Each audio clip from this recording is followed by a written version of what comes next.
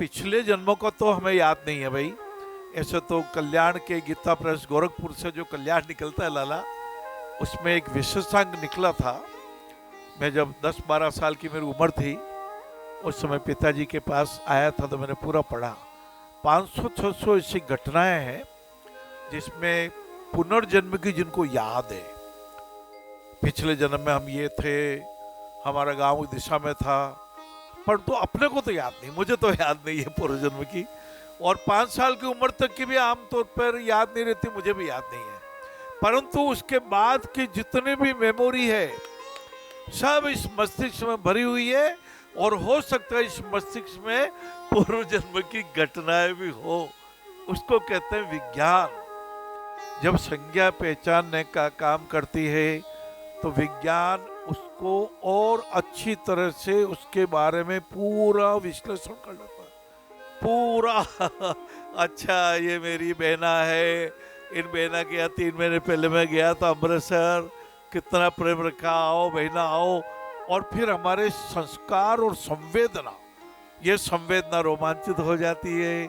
अरे मेरी बहना आई है, अरे मेरा वीरा आया है, ये मेरे जवाई जी आए हैं, ये मेरे पुत्र आए हैं, ये मेरे पड़ोसी भैया आए हैं, ये मेरे समाज के आए हैं, ये मेरे नगर के समाज सुधारक आए हैं, ये विश्व के भारत के हमारे भाई आए हैं, ये विश्व के हमारे लाल आए हैं।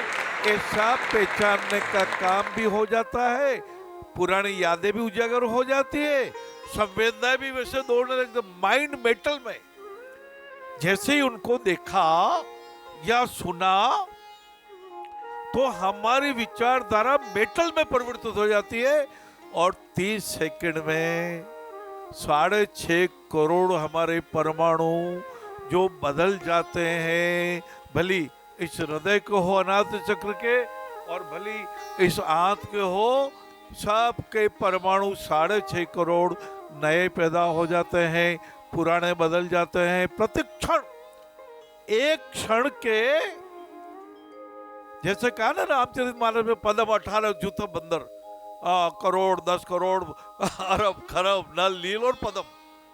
तो इतना एक सेकंड के इतने से हिस्से में हमारे परमाणु, हमारे संवेदनाएं जागृत हो जाती है। आज ये काम करना है, आपने वे संवेदना में राग द्वेष नहीं आवा देना।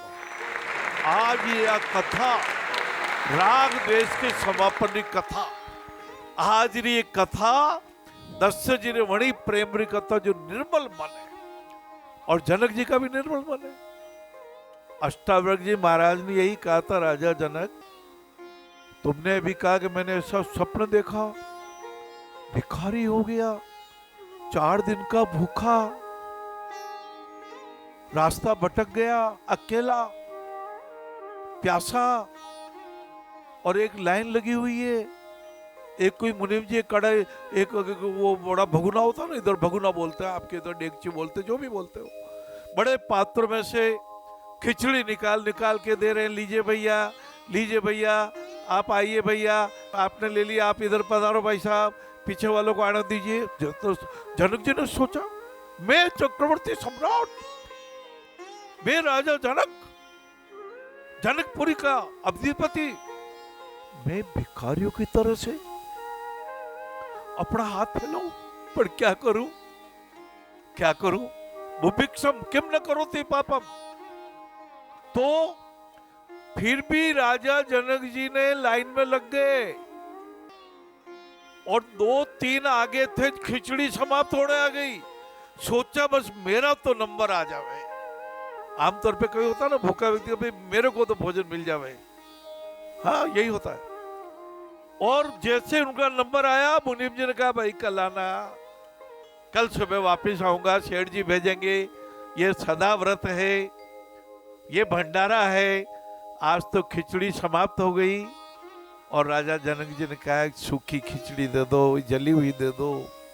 और फिर कुत्ते झपट पड़े, और जनक जी का स्वप्न टूट गया।